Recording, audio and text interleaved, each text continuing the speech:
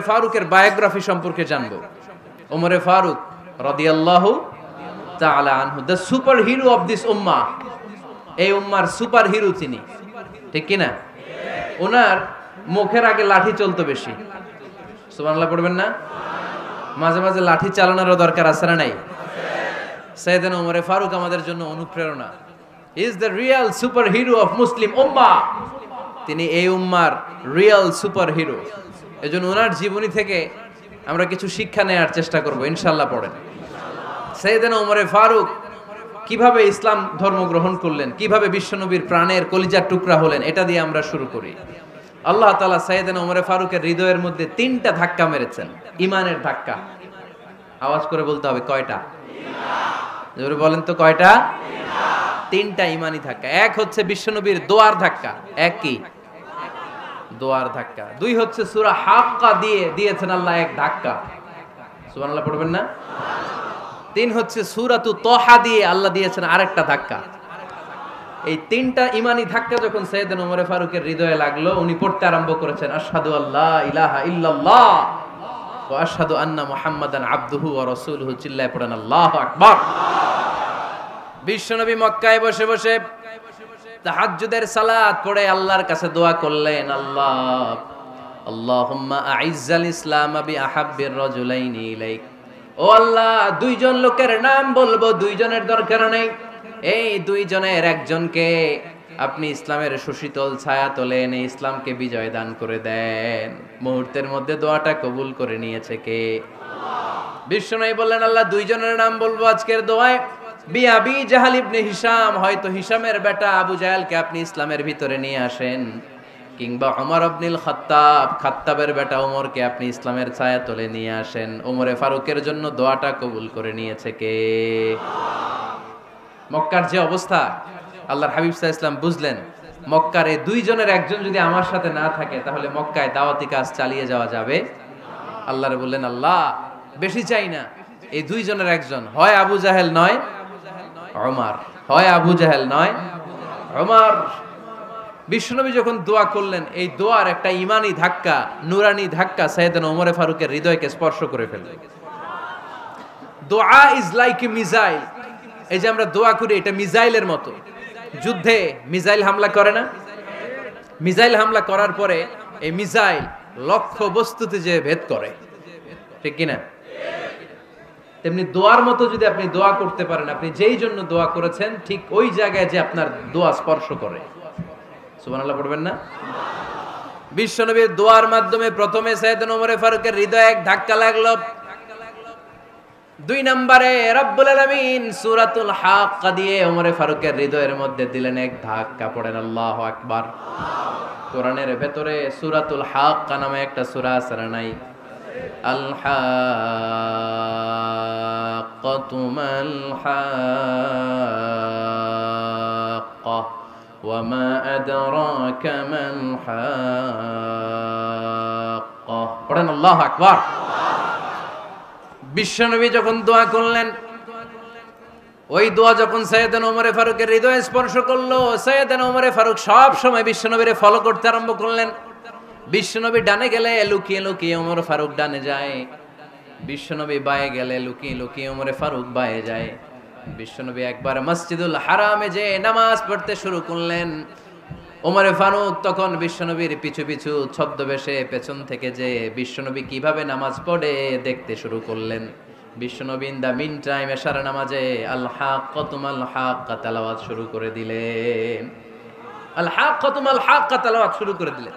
তেলাওয়াত করতে করতে বিশ্বনবী যখন তেলাওয়াত করতেছে, ওমরে ফারুক এরকম দুলতেছে আর মজা পাচ্ছে।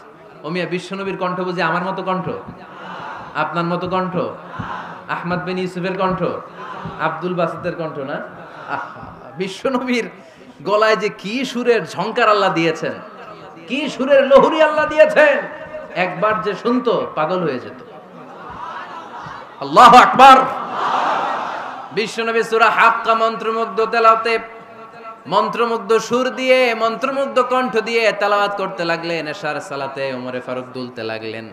ওমরে ফারুক যত শুনেন অবাক হয়ে যায়, যত শুনেন অবাক হয়ে যায়, যতই শুনে অবাক। কিরে?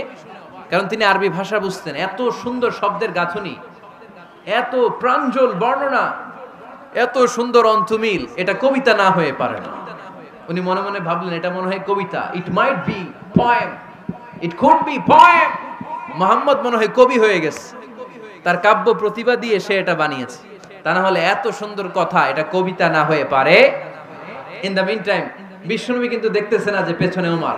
বিশ্বনবী তেলাওয়াত করছিলেন, ইন দ্য মিন টাইম বিশ্বনবী পড়ছিলেন ওমা হুয়া বিকাউলি শাইরিন কলিলাম মা তুমিনুন।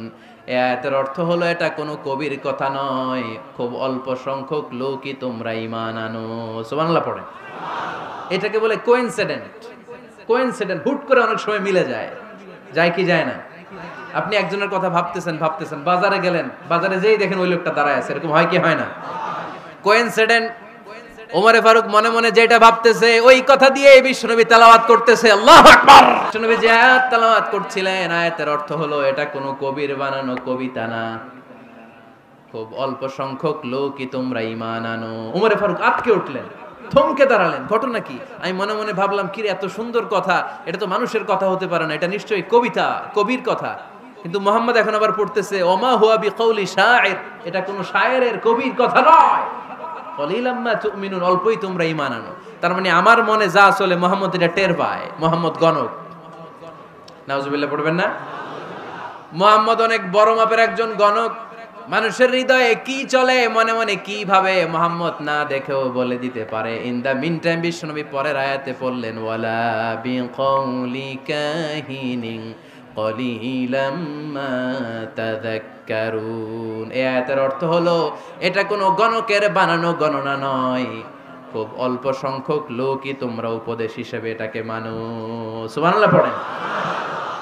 এবার আর ওমরে ফারুকের সহ্য হয় না, কি আজীব তামাশা। প্রথমে মনে করলাম কবিতা, মুহাম্মদ কয় কবি না, সে কবি না, এটা কবিতা না। তারপর ভাবলাম সে গণক, সে আয়াত পরে পরে বলে দিল এটা গণনা নয়, তাহলে এটা কি? এটা কি কবিতাও না, গণনাও না, তাহলে এটা কি? বিশ্বনবী তখন বললেন তানজিলুম মির রাব্বিল আলামিন। সুবহানাল্লাহ পড়েন। পরের আয়াত ছিল তানজিলুম মির রাব্বিল আলামিন। এটা দুনিয়ার কোনো কবির বানানো কবিতা না, এটা কোনো গণকের গণনা না, এটা কোনো সাহিত্যিকের বানানো সাহিত্য নয়, এটা মহাবিশ্বের পরিচালক রব্বুল আলামিনের কাছ থেকে পাঠানো কিতাব কোরআন।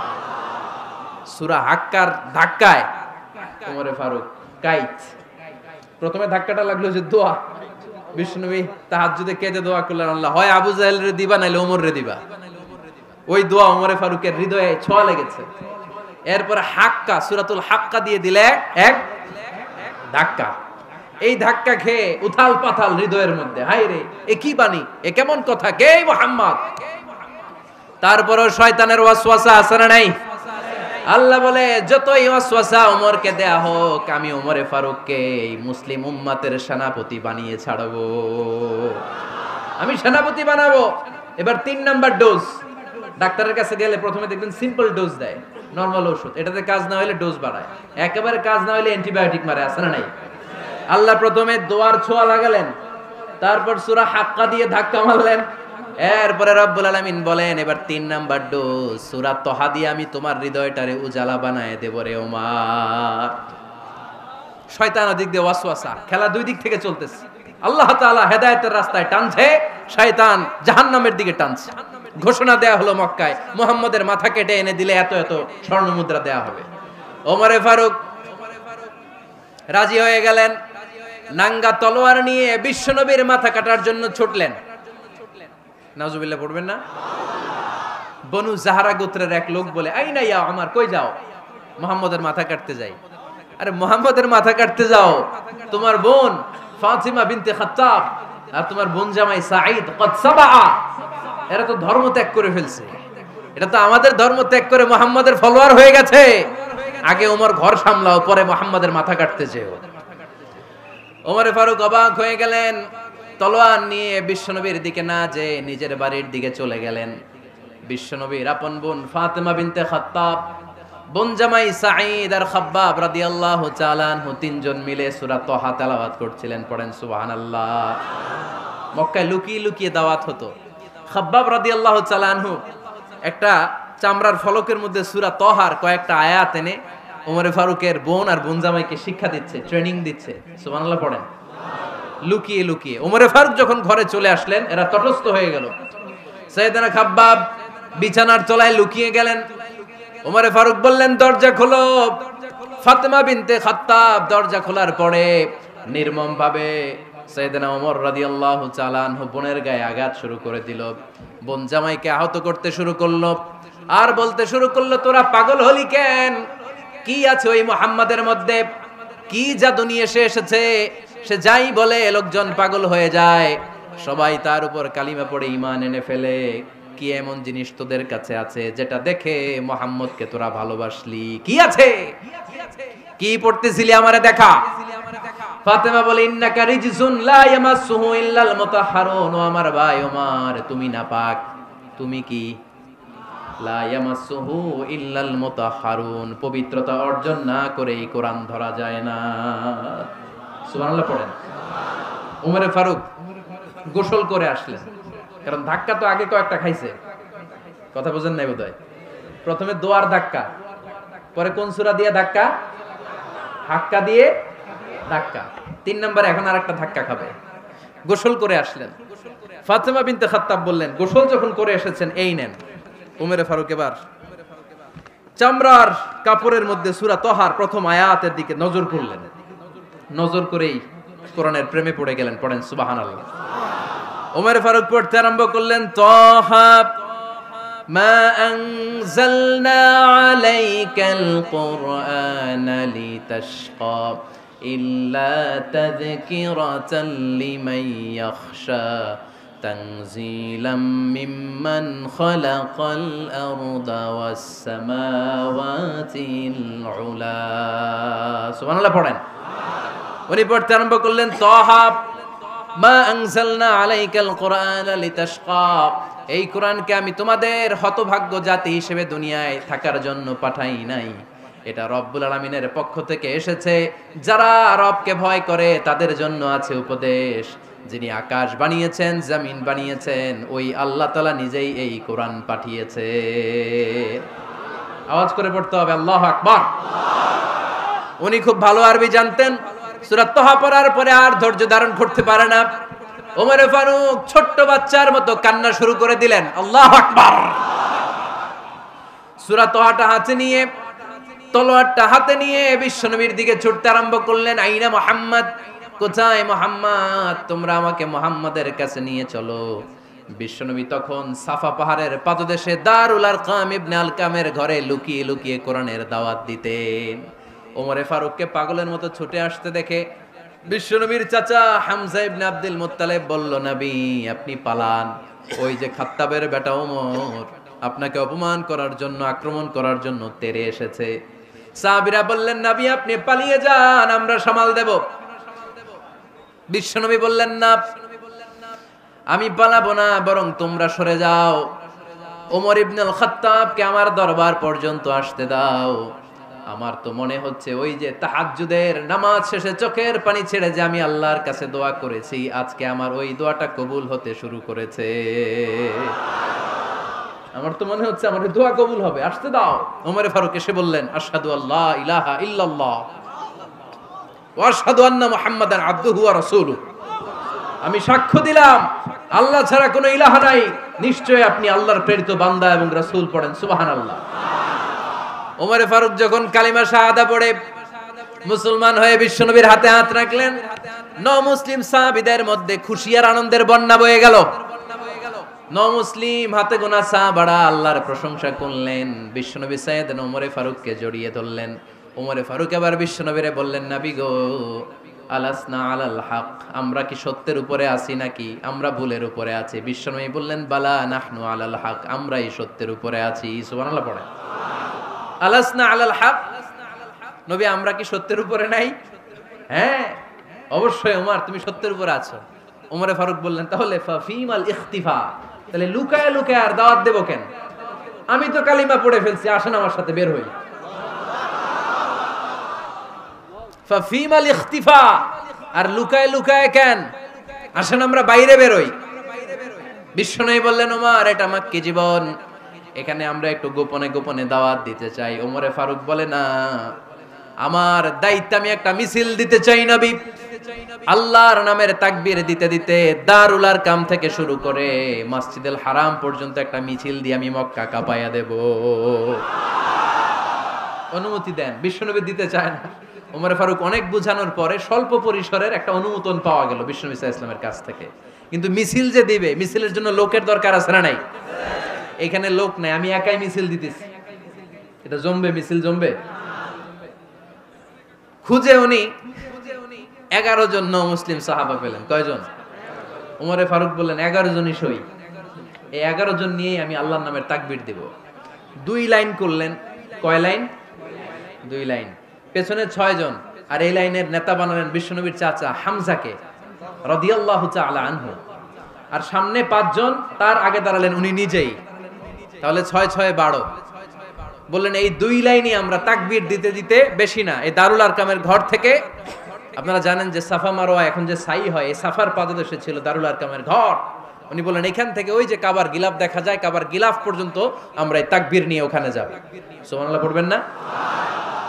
ওখানে উনি দাঁড়িয়ে ছোট্ট একটা ভাষণ দিয়েছিলেন। উনি বলেছিলেন, মান আরাদা আন তাসকুলা উম্মু ওয়া ইয়াতামা ওয়ালাদু ওয়া তারমিলা যাওজাতুহু ফালিয়াসুদ্দানি। খেয়াল করে শুনেন, কান দুইটা খরগোশের কানের মতো খাড়া করেন। উনি এক বাক্যের একটা ভাষণ দিলেন। ভাষণ দিতে জানলে বড় ভাষণ দেয়া লাগে না। এক বাক্যের ভাষণ দিয়ে গোটা বিশ্বকে ঝাঁকুনি মারা যায়। চিল্লায় বলো ঠিক কিনা? ওমরে ফারুক এক বাক্যের একটা ছোট্ট ভাষণ দিলেন। মান আরাদা আন তাসকুলা উম্মু, কে আছো মায়ের এই মক্কায়, কে আছো মায়ের বুক খালি করতে চাও?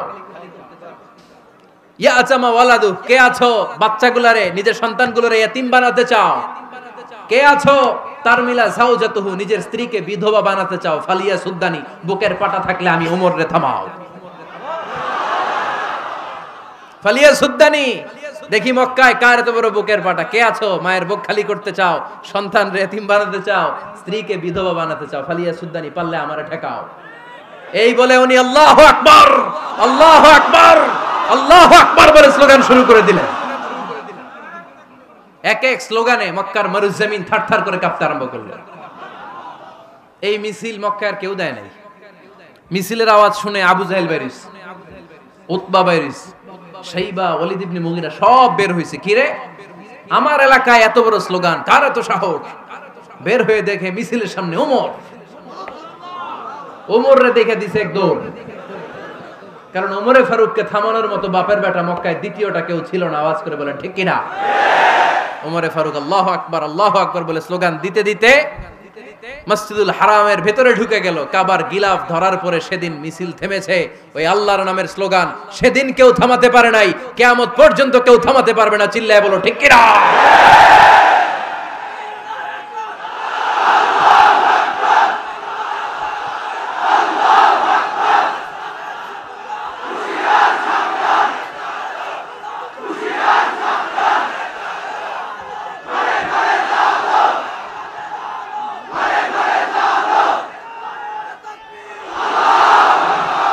ওইরকম একটা ওমরের দরকার, আমাদের বেশি চাই না। জোরে বলেন ঠিক কিনা? দাও খোদা দাও আমায় আবার ওমর দারাজ দিল, দাও খোদা দাও আমায় আবার ওমর দারাজ দিল, দাও আলীর মতো বীর সেনানি, আলীর মতো বীর সেনানি জাগাতে নিখিল, দাও খোদা দাও আমায় আবার ওমর দারাজ দিল। সুবহানাল্লাহ পড়েন। একটা ওমর লাগবে। চিল্লায় বলেন কয়টা? ওই ওমরের অপেক্ষায় বাংলাদেশ সহ গোটা মুসলিম উম্মাহ, ঠিক কি না? একটা ওমরই যথেষ্ট। আমাদের সেন্ট্রাল লিডারশিপ নাই তো, আমাদেরকে এদিকে লাথি মারলে আমরা ওইদিকে যাই, ওদিক থেকে গুতা মারলে আমরা এদিকে যাই। আমাদের রিপ্রেজেন্টেটিভ, আমাদের প্রতিনিধিত্ব করার মতো কোনো কেন্দ্রীয় লিডারশিপ নেতৃবৃন্দ গোটা বিশ্বে নাই, ঠিক কি না? আমরা সেই ওমরে ফারুকের অপেক্ষায়, আমরা সেই ইমাম আল মাহদির অপেক্ষায়। এই ওমরে ফারুক আমাদের মডেল। ঠিক কি না? থার্ড ইন পজিশন, এই পুরা উম্মতের মধ্যে ওনার পজিশন নাম্বার 3। 1 নাম্বার পজিশন বিশ্বনবীর, কার? 2 নাম্বার পজিশন কার? আবু বকর। 3 নাম্বার পজিশন কার? ওমরে ফারুকের। বিশ্বনবী বলতেন লা নবিয়্যা বা'দি, লা নবিয়্যা বা'দি, আমার পরে কোনো নবী নাই। ওয়ালা রাসূলা, আমার পরে কোনো রাসূলও নাই। আমার নবীর পরে আর কোনো নবী আছে? আমার নবীর পরে আর কোনো রাসূল আছে? এই যে কাদিয়ানি যে একটা সম্প্রদায় আছে, এরা কি মুসলিম নাকি অমুসলিম? মুসলিম সম্প্রদায়ের সাথে এদের কোনো সম্পর্ক নাই। চিল্লায় বলেন ঠিক কি না? এরা যদি মুসলমান হতে চায়, আমার নবী দ্য লাস্ট মেসেঞ্জার বিশ্বনবীকে খাতামুন নবী হিসেবে সংবাদ সম্মেলন করে গোটা বিশ্বকে জানাই দিতে হবে, তারপরে তাদেরকে আমরা মুসলিম হিসেবে স্বীকৃতি দিব। চিল্লায় বলেন ঠিক কি না? তা না হলে তারা কোন ধর্মের এটাকে জানাই দিতে হবে। No inferiority complex, no identity crisis. Identity ক্রাইসিসে থাকা যাবে না। আপনারা কোন ধর্মের এটা জানায় দেন। আপনারা বিশ্বনবীরও শেষ নবী মানবেন না, আবার মুসলিম বলেও নিজেদেরকে ট্যাগ লাগাতে চাইবেন। সাধারণ মুসলমানরা এটা এই ধোঁকাবাজি মানে না। চিল্লায় বলেন ঠিক কি না? আমার নবীর পরে কোনো নবী নাই, আমার রাসূলের পরে কোনো রাসূল নাই। ঠিক কি না? আল্লাহর হাবিব বলতেন লাউ কানা বা'দি নাবিয়্যুন লাকানা উমর, তবে আমার পরে যদি নবী হওয়ার যোগ্যতা কারো থাকে, আমার ওমরের ওই যোগ্যতা আছে। সুবহানাল্লাহ পড়েন।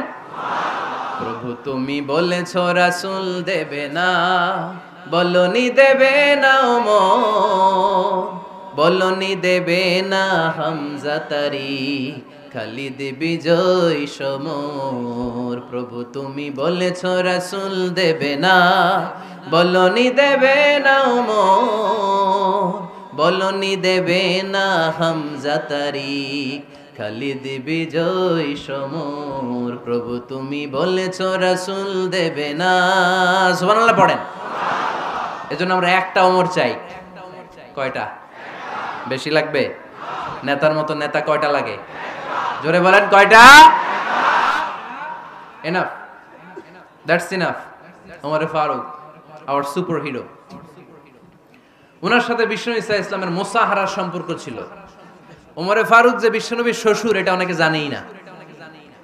ওমরে ফারুক রাদিয়াল্লাহু তাআলা আনহু বিশ্বনবীর শ্বশুর ছিলেন। এটা আজকে নতুন শুনছেন। কে কে হাত তোলেন? দেখছেন হুজুর? সঠিক বলছি না আমি?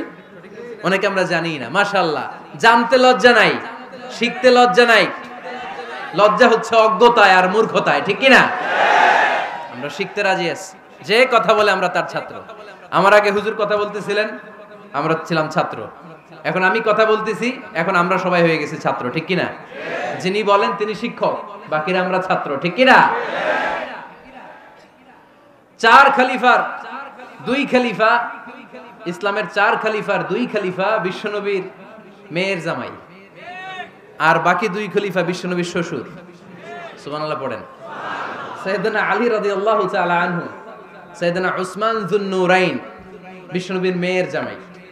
উসমান রাদিয়াল্লাহু তাআলা আনহুর কাছে বিশ্বনবী 2 মেয়েকে বিয়ে দিয়েছিলেন। একজন মারা যাওয়ার পরে আরেকজন। বিশ্বনবী বলেছেন এরপরে আরেকটা থাকলে ওইটারও বিয়ে দিতাম। সুবহানাল্লাহ পড়বেন না? 2 জন ছিল মেয়ের জামাই আর 2 জন ছিল শ্বশুর। সাইয়েদনা আবু বকর শ্বশুর, বিশ্বনবীর স্ত্রী আম্মাজান আয়েশা রাদিয়াল্লাহু তাআলা আনহার বাবা। বিশ্বনবীর স্ত্রী আম্মাজান হাফসা রাদিয়াল্লাহু তাআলা আনহার বাবা ছিল সাইয়েদনা ওমর ফারুক। চিল্লায় পড়েন আল্লাহু আকবার। জানো তো না পজিশন না? সাইয়্যিদু কুহুলিল জান্নাহ, জান্নাতে যত নারীরা যাবে, নারীদের সর্দারিনী হবে সাইয়্যিদাতুনা ফাতেমা রাদিয়াল্লাহু তাআলা আনহা। এই ফরিদপুরের যত ইয়াং স্টারেরা তোমরা যারা জান্নাতে যাবে, তোমাদের লিডার হবে সাইয়েদনা হাসান আর হুসাইন রাদিয়াল্লাহু তাআলা আনহুমা। আর বয়স্ক মুরব্বীরা যারা জান্নাতে ঢুকবেন, আপনাদের লিডার হবে সাইয়েদনা আবু বকর আর সাইয়েদনা ওমর ফারুক রাদিয়াল্লাহু তাআলা আনহু। সুবহানাল্লাহ পড়তে পারলেন না? ওমর ফারুক এটা সাধারণ কোনো ক্যারেক্টারিস্টিক্স নয়। ওনাকে আল্লাহ তাআলা নলেজও দিয়েছেন, আবার দিনদারিও দিয়েছেন। আমার দিনী ভাইয়েরা খেয়াল রাখবেন, কোনো আলেমের মধ্যে বা কোনো নেতার মধ্যে যদি এই দুইটার সমন্বয় আপনি পান, যে তার জ্ঞানও আছে আবার দিনদারিও আছে, he belongs the knowledge and he belongs the taqwa, সে গোটা বিশ্বকে জয় করে ফেলবে। ঠিক কি না? যার মধ্যে জ্ঞান আছে, যার মধ্যে তাকওয়া আছে, তারে কেউ থামায় রাখতে পারে? ওমরে ফারুককে এই 2 নেয়ামত দিয়ে ধন্য করেছে কে? সহিহ বুখারীর বর্ণনা, বিশ্বনবী সাহাবীদের সামনে একটা স্বপ্নের কথা বলছেন। বিশ্বনবী বললেন, আমি স্বপ্নে দেখলাম আমার আঙ্গুলের ফাঁকা থেকে দুধ বের হচ্ছে, আমি তৃপ্তি সহকারে দুধ খেলাম। খাওয়ার পরে দেখলাম আঙ্গুলের মধ্যে একটু দুধ লেগে আছে। আমার আঙ্গুলে অতিরিক্ত লেগে থাকা দুধটা আমি ওমরে ফারুকের মুখের মধ্যে লাগিয়ে দিলাম। সাহাবারা বললেন, ইয়া রাসূলুল্লাহ, ইয়া হাবিবাল্লাহ, মাযা আওয়ালতা বিহি, এই স্বপ্নের আপনি কি ব্যাখ্যা করলেন, আমরা তো বুঝলাম না। বিশ্বনবী বললেন, আওয়ালতু বিহি আল ইলম, আমি এই দুধ দিয়ে জ্ঞানের ব্যাখ্যা করেছি, কারণ ওমরকে আল্লাহ যেই জ্ঞান দিয়েছে গোটা বিশ্বের কাউকে এত জ্ঞান দেয় না। এজন্য স্বপ্নে যদি কেউ দেখেন যে আপনি দুধ খাচ্ছেন, তার মানে আল্লাহ তাআলা আপনার জ্ঞান বাড়ায় দিবে। ওমরে ফারুককে দুধ খেয়ে অতিরিক্ত দুধের অংশটা বিশ্বনবী আবু বকর রাদিয়াল্লাহু তাআলা আনহুর মুখে দেন নাই, সাইয়েদনা উসমানের মুখে দেন নাই, আলী রাদিয়াল্লাহু তাআলা আনহুর মুখে দেন নাই। স্বপ্নে ওই অতিরিক্ত লেগে থাকা দুধটা বিশ্বনবী ওমরে ফারুকের ঠোঁটের মধ্যে লাগিয়ে দিয়েছেন। এই হাদিস থেকে প্রমাণ হয় আল্লাহ তাআলা জ্ঞানের নেয়ামতে সাইয়েদনা ওমরে ফারুককে ধন্য করেছেন। আবার বুখারীর বর্ণনা, বিশ্বনবী সাল্লাল্লাহু আলাইহি ওয়াসাল্লাম আরেকটা স্বপ্নের বর্ণনা দিচ্ছেন। তিনি বললেন, তোমাদের সবাইকে স্বপ্নে আমার সামনে দাঁড় করানো হলো। আমি দেখলাম তোমাদের কারো জুব্বা নাভি পর্যন্ত, কারো জুব্বা হাঁটু পর্যন্ত, কারো জুব্বা টাকনু পর্যন্ত। ওমরে ফারুককে যখন স্বপ্নে আমার সামনে দাঁড় করিয়ে দেয়া হলো, আমি দেখলাম ওমরের জুব্বা এত লম্বা, ওমর টেনে হিচড়ে তার জুব্বা নিয়ে সামনে হেঁটে যাচ্ছে। সাহাবারা বললেন, ফামাযা আওয়ালতা বিহি ইয়া রাসূলুল্লাহ, ও আল্লাহর রাসূল, এই স্বপ্ন দিয়ে আপনি কি বোঝাতে চাইলেন, আমরা কিছু বুঝলাম না। বিশ্বনবী বললেন, আউয়ালতু বিহি আদ-দীন, আমি এই হাদিসের দ্বারা দ্বীনের ব্যাখ্যা করলাম, যার জামা যত লম্বা তার দ্বীনদারি তত বেশি। সুবহানাল্লাহ, আসতে পড়েন। স্বপ্নে দেখলেন কোন সাহাবীর জুব্বা নাভি, কোন সাহাবীর হাঁটু, কারোটা টাকনু, কিন্তু ওমরে ফারুকের জুব্বা এত লম্বা, ইয়াজুরু থাওবাহু, তিনি তার জুব্বা টেনে হিচড়ে যাচ্ছেন। বিশ্বনবী বললেন, এটা দ্বারা আমি দ্বীন, আমি তাকওয়া, দ্বীনদারি, তাকওয়া, এটার ব্যাখ্যা করেছি। তার মানে ওমরে ফারুকের তাকওয়ার সামনে সব তাকওয়া পানি হয়ে যাবে। কোন সুবহানাল্লাহ। আল্লাহ তাআলা সাইয়েদনা ওমরে ফারুককে দ্বীনের জ্ঞান দিয়েছেন, তাকওয়া দিয়েছেন। যুবক ভাইরা, যাকে আল্লাহ তাআলা দ্বীনের জ্ঞান দেয়, যাকে আল্লাহ তাআলা তাকওয়ার এই গুণ দিয়ে সমৃদ্ধ করে, তার জন্য গোটা বিশ্বের সব দরজাগুলোকে ওপেন করে দেয় কে? কত বড় মুত্তাকি ছিলেন সাইয়েদনা ওমরে ফারুক। মদিনার সমাজে কয়জন মুনাফিক ছিল বিশ্বনবী ছাড়া কেউ বলতে পারতেন না। বিশ্বনবী কোন সাহাবীকে মুনাফিকদের লিস্ট দিয়ে যান নাই, একজন সাহাবী ছাড়া। দেখি কেউ বলতে পারেন কিনা ওই সাহাবীর নাম? কি নাম? হুযায়ফা ইবনুল ইয়ামান রাদিয়াল্লাহু তাআলা আনহু। ওনাকে বলা হতো সাহিবু সিররি রাসূলিল্লাহ, আল্লাহ রাসূল সাল্লাল্লাহু আলাইহি ওয়াসাল্লামের গোপন তথ্যের ধারক বাহক। সুবহানাল্লাহ পড়বেন না? বিশ্বনবী ইন্তেকালের আগে মদিনার সমাজে মোট কয়জন মুনাফিক আছে, এই তথ্য আবু বকরকে বলেন নাই, ওমর রাদিয়াল্লাহু তাআলা আনহুকে বলেন নাই, উসমান রাদিয়াল্লাহু তাআলা আনহু, আলী রাদিয়াল্লাহু তাআলা আনহু, আশারাতুল মুবাশশিরিনা বিল জান্নাহ কোন সাহাবীকে বলেন নাই। শুধুমাত্র কেবলমাত্র একমাত্র হুযায়ফা ইবনুল ইয়ামান রাদিয়াল্লাহু তাআলা আনহুর কাছে মুনাফিকদের লিস্টে বিশ্বনবী দিয়ে গিয়েছেন। সুবহানাল্লাহ পড়েন। মদিনায় কারা কারা মুনাফিক কেউ জানতো না হুযায়ফা ছাড়া। কে ছাড়া? নামটা আজকে মুখস্থ করেন, যাতে অন্য কোনো ওয়াজে কেউ জিজ্ঞেস করলে বলতে পারেন। মুনাফিকদের লিস্ট যে সাহাবীর কাছে বিশ্বনবী দিয়ে গিয়েছিলেন, সাহাবীর নাম কি? নাম? নামটা কেমন লাগে? ভাল লাগে? অনেকে আমারে জিজ্ঞেস করে, হুজুর আমার ছেলে হবে আগামী মাসে, একটা নাম দেন। নাম দিয়ে দিলাম হুযায়ফা। যাদের হবে ছেলে, এলাকায় যাদের নেক্সট কয়েক মাসে ছেলে হবে, খালি হুযায়ফা চলবে। কি চলবে? ভাল লাগে? নামটা ভাল লাগে? রাইখেন, অনেক সুন্দর নাম। উনি জানতেন মুনাফিক কারা। দেখেন ওমরে ফারুকের তাকওয়ার লেভেলটা কত হাই। ওমরে ফারুক একদিন হুযায়ফা রাদিয়াল্লাহু তাআলা আনহুর কাছে গেলেন, যে বললেন, হুযায়ফা, বিশ্বনবী ইন্তেকালের আগে মুনাফিকদের নামের লিস্টটা কারো কাছে দেয় নাই, আমার জানা নাই, সাইয়েদনা আবু বকরের জানা নাই, কোন সাহাবীর জানা নাই, তুমি ছাড়া। আমি তোমার কাছে জানতে চাই, আমি ওমরের নামটা ওই মুনাফিকদের খাতায় আছে কিনা আমার একটু বলো। আমার ওমরের নামটা ওই মুনাফিকদের লিস্টিতে একটু আছে কিনা, নামটা একটু বলো। যদি থাকে আমি ভালো হয়ে যাব, আমি নেফাকি দূর করে পাক্কা মুমিন হতে চাই। আমার নাম যদি মুনাফিকের লিস্টে থাকে আমি তো শেষ। হুযায়ফা চোখের পানি ছেড়ে দিয়ে বলে, আমিরুল মুমিনিন, কেমন প্রশ্ন করলেন আপনি? আপনি বিশ্বনবীর শ্বশুর, এই উম্মতে আপনার পজিশন 3 নাম্বার। আপনারে মুনাফিকরা ভয় পায়, শয়তান আপনারে ভয় পায়। আপনি জান্নাতে সব বয়স্ক লোকদেরকে নিয়ে জান্নাতের মধ্যে আগে আগে ঢুকবেন, কেমন করে মুনাফিকদের কাতারে আপনার নাম থাকতে পারে? ওমর সুবহানাল্লাহ পড়ে। কি বিনয়ী, কি তাকওয়া! হুযায়ফাকে যে ধরতেন, হুযায়ফা একটু বলো না আমার নামটা মুনাফিকদের লিস্টিতে আছে কিনা। ওমরে ফারুকের যদি এই টেনশন থাকে যে আমি মুনাফিক হয়ে গেলাম কিনা, আমাদের এই টেনশন থাকার দরকার আছে না নাই? হ্যাঁ, যেন সব সময় আল্লাহর কাছে দোয়া করতে হবে, আল্লাহ তুমি নেফাকি থেকে আমাদেরকে বাঁচাও। আরো জোরে পড়েন আমিন। ওমরে ফারুক রাদিয়াল্লাহু তাআলা আনহু আমাদের সুপার হিরো, আমাদের সবাই বলেন আমাদের। উনি কত বড় সুপার হিরো শুনেন। উনি জুমার খুতবা দিচ্ছেন। কি দিচ্ছেন? মসজিদে নববীতে খুতবার মাঝখানে হঠাৎ বললেন, ইয়া সারিয়াতাল জাবাল, ইয়া সারিয়াত ইবনে জানিমিল জাবাল। এই কথা বলেই আবার খুতবা দিতে শুরু করলেন। ওনার এই ইয়া সারিয়াত ইবনে জানিমিল জাবালের সাথে আগের কথারও কোনো মিল নাই, পরের কথারও কোনো মিল নাই। জুমার নামাজের পর মুসল্লি সাহাবারা ধরলেন, বললেন, ইয়া আমিরাল মুমিনিন। খুতবার মাঝখানে হঠাৎ করে ইয়া সারিয়াত ইবনে জালিমিল জাবাল বলে আপনি চিৎকার করলেন কেন? আপনার এই বাক্যের সাথে আপনার খুতবার আগের বাক্যের কোনো মিল নাই, আপনার খুতবার পরের বাক্যেরও কোনো মিল নাই। এই কথা আপনি কারে বললেন, কারে উদ্দেশ্য করে বললেন? এই কথার তাৎপর্য কি আমাদেরকে বুঝিয়ে বলেন।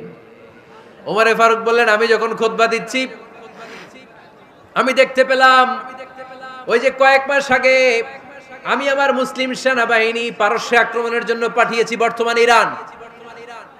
ইরানের ওই বিশাল এলাকাতে পারস্যে আমি আমার ব্যাটালিয়ন পাঠিয়েছি। আমি হঠাৎ করে দেখতে পেলাম আমার মুসলিম বাহিনীর সেনাপতি যুদ্ধের এক পর্যায়ে তার ডানে আছে উপত্যকা, বায়ে আছে পাহাড়, সে পাহাড়ি রাস্তা ছেড়ে দিয়ে উপত্যকার দিকে যেতে শুরু করেছে। আমি দেখতে পেলাম আমার মুসলিম বাহিনী যদি উপত্যকার দিকে ছুটে বেড়ায়, কাফির মুশরিকরা আমার মুসলিম বাহিনীকে কচুকাটা করে ফেলবে। তাই আমি এখান থেকে তাদেরকে কমান্ড দিয়ে বলেছি, ইয়া সারিয়াতাল জাবাল, উপত্যকার দিকে নয় পাহাড়ের দিকে যাও, তাহলেই তোমাদের বিজয় নিশ্চিত হয়ে যাবে। উপত্যকার দিকে যেও না, ইলাল জাবাল, ইলা সারিয়াতিল জাবাল, পাহাড়ের দিকে ছোট। সাহাবারা অবাক, ঘটনা কি? উনি বসে আছেন মদিনায় মসজিদে নববীর মিম্বারে দাঁড়িয়ে, উনি যদি ইয়া সারিয়াতাল জাবাল বলে এটা কি ইরানে যাবে নাকি? ও মিয়া, তখনকার সময়ে বর্তমানের মতো মোবাইল ছিল নাকি? ইন্টারনেট ছিল নাকি? কিছু ছিল? খালি মুখে আমি যদি বলি ইয়া সারিয়াতাল জাবাল, এটা ইরানে যাবে, ইন্ডিয়ায় যাবে, ঢাকায় তো যাবে না, ফরিদপুর শহরেই তো বসবে না, ঠিক কিনা? কিন্তু এটা আমিরুল মুমিনিন বিশ্বাসী সাহাবারা বিশ্বাস করে নিল। কিছু মুনাফিক ছিল, এরা কয় না ঝামেলাস, এটা তো সম্ভব না। এক কাজ করি, এই সেনাপতি যখন বিজয়ী বেশে মদিনায় ফিরে আসবে আর আমরা ধরবো। এরা দিন গুনতে লাগলো, এই সেনাপতি মুসলিম বাহিনী নিয়ে পারস্য জয় করে কবে ফিরে আসবে। এই মুনাফিকের দলগুলো কখনো সেনাবাহিনীকে অভ্যর্থনা জানাতে যেত না, কিন্তু এইবার সবার আগে মদিনার উপকণ্ঠে যে সেনাপতিদেরকে অভ্যর্থনা জানানোর জন্য ফুল নিয়ে রেডি, ফুল নিয়ে দাঁড়ায়। সেনাপতি ঢুকার সাথে সাথে ধরছে, এই সেনাপতি কোত্থেকে আসছে? কয় পারস্য জয় করে আসছি। কয় এমন এমন দিন, জুমার দিন দুপুর বেলা যুদ্ধের মাঝখানে আমিরুল মুমিনিনের কণ্ঠের কোন কথাবার্তা শুনছো নাকি? সেনাপতি অবাক, কয় তোমরা জানলা কেমনে? শুনছি তো। সুবহানাল্লাহ পড়বেন না? আমরা যুদ্ধে একটা ভয়ঙ্কর অবস্থার মধ্যে ছিলাম, পেছন থেকে শত্রু আমাদেরকে আক্রমণ করতে শুরু করে দিল। ডানে যাব না বায়ে যাব, সামনে যাব নাকি পেছনে যাব, রাস্তা খুঁজে পাচ্ছি না। ডান দিকে ছিল আমাদের উপত্যকার রাস্তা, বাঁ দিকে ছিল পাহাড়ি পথ। আমরা সোজা পথ হবে মনে করে উপত্যকার দিকে ছুটতে আরম্ভ করলাম। হঠাৎ করে আমিরুল মুমিনিনের কণ্ঠ বজ্র কণ্ঠে আমার কানের মধ্যে ভেসে আসলো, আমার মনে হলো আমিরুল মুমিনিন কেমন যেন আমাকে কমান্ড দিচ্ছেন আর বলছেন, ইয়া সারিয়াতাল জাবাল, ডান দিকে উপত্যকার পথে নয়, তাড়াতাড়ি পাহাড়ের দিকে সৈন্যবাহিনী নিয়ে উঠে যা। পাহাড়ের দিকে, ডানে না। This is wrong track and this is the right track. ওই দিন যদি ওমরে ফারুকের ওই গাইডলাইন, আমিরুল মুমিনিনের কমান্ড যদি আমি না শুনতাম, আজকে বিজয়ের বেশে ফিরতেও পারতাম না, আমাদের চেহারাও তোমরা দেখতে পেতে না।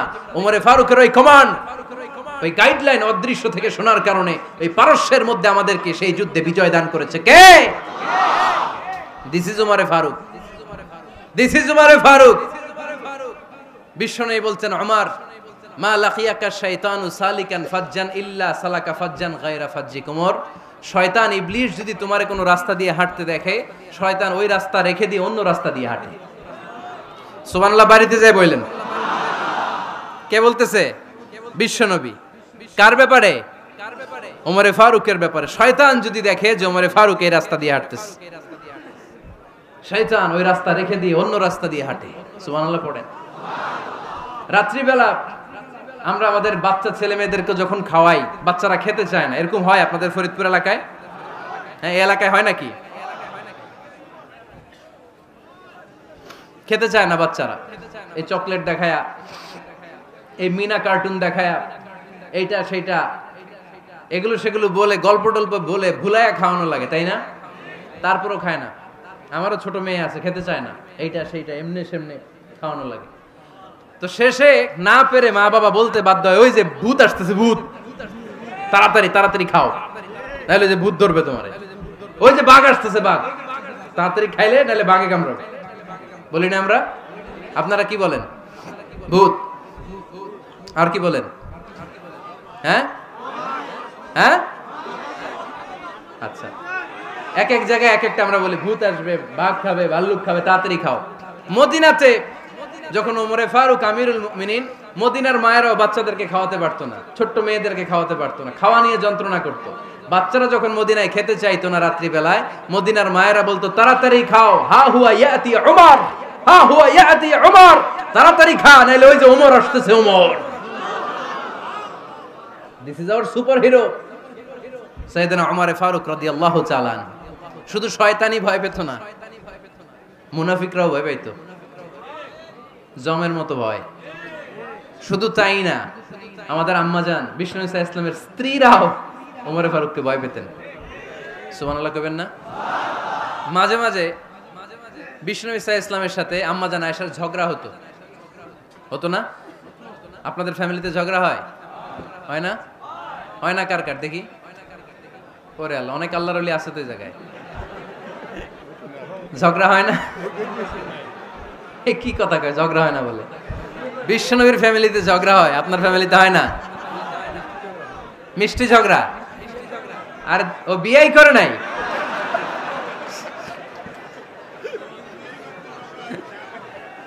ঝগড়া তো হবেই, দাম্পত্য জীবনের মজাটাই তো এখানে। কখনো ঝগড়া, কখনো আনন্দ, একটু বৃষ্টি, একটু রোদ, একটু হাসি, একটু কান্না, ভালো লাগা, ভালোবাসা শেয়ার করে নেয়া, মিলেমিশে একাকার হয়ে যাওয়া, ঠিক কিনা? তো আল্লাহর হাবিব সাল্লাল্লাহু আলাইহি ওয়াসাল্লামের সাথে আম্মাজান আয়েশার ঝগড়া হতো। তো একদিন ঝগড়া হয়ে দুইজন রেগে আছে। খবরদার, দুইজন রেগে থাকবেন না আবার। একজন রাগলে আরেকজন থেমে যাবেন, কারণ এই ছোট্ট ঝগড়া থেকে এটা অনেক সময় বিচ্ছেদের দিকে গড়ায়। আমার প্রিয় ফরিদপুরবাসী, ভাবি রেগে গেলে আপনি রাইগেন না, ওই দিন আপনি একটু ঠান্ডা থাকেন। আবার আপনি রেগে গেলে, আমার মাইকের আওয়াজ যদি ভাবিরা শুনেন, আপনারা রেগে যায় না, একটু ঠান্ডা থাকবেন। দুইজনে রেগে গেলে তো তৃতীয় বিশ্বযুদ্ধ শুরু হবে, তাই না? একজন রেগে গেলে আরেকজন ঠান্ডা। কারণ এই সামান্য ঝগড়া থেকে ইগোর কারণে এটা বিচ্ছেদ আর ডিভোর্স পর্যন্ত গড়ায়। আর শয়তান এখানে উস্কানি দেয়, কারণ ইমানদারদের ফ্যামিলি ভাঙতে পারলে শয়তান সবচেয়ে বড় খুশি হয়। আর ইমানদারদের ফ্যামিলি টিকে থাকলে খুশি হয়ে যায় কে? আম্মাজান আয়েশা রাদিয়াল্লাহু তাআলা আনহার সাথে বিষ্ণু ইসা ইসলামের ঝগড়া হতো মাঝে মাঝে। একবার ঝগড়া হলো, বিষ্ণু ইসা ইসলামের রাগ, আম্মাজান আয়েশাও রাগ। তো বিষ্ণুই বললেন, আয়েশা, ঝগড়া করে আর কতক্ষণ থাকবো, আসো মিটমাট করি। আয়েশা রাদিয়াল্লাহু বললেন, ঠিক আছে, মিটমাট করব। তো বিষ্ণু ইসা ইসলাম বললেন, মিটমাটের জন্য কারে ডাকবো? ওমর রে ডাকি। কয় না, ওমর রে না, উমরু গালিজ, উমর অনেক রাগে, আমার ডর লাগে। কয় তাহলে তোমার আব্বারে ডাকি, কয় ডাকেন। কি খুশি, মেয়েদের মধ্যে অভ্যাসটা আছে না নাই? তাহলে তোমার আব্বারে ডাকি, ডাকেন। ডেকে নিয়ে আসা হলো। আবু বকর রাদিয়াল্লাহু তাআলা আনহু দাঁড়ালেন, আম্মা জান আয়েশা দাঁড়ালেন, বিশ্বনবীও দাঁড়ালেন। বিশ্বনবী বললেন, আয়েশা তোমার আব্বা আসছে, এবার ঘটনা খুলে বলার পালা, তুমি বলবা নাকি আমি বলবো? আম্মা জান আয়েশা বললেন, আপনি বলেন, তবে ওয়ালা তাকুল ইল্লা হাক্কান, যেটা ঘটছে ওইটাই বললেন, মিথ্যা কথা কইেন না। আবু বকর রাদিয়াল্লাহু তাআলা আনহু রেগে মেগে আগুন, কি এই কথা তুমি কেমন করে বলো? বিশ্বনবীকে মিথ্যা কথা কখনো বলবে? রেগে মেগে দিলেন মেয়ের গালে এক চড়।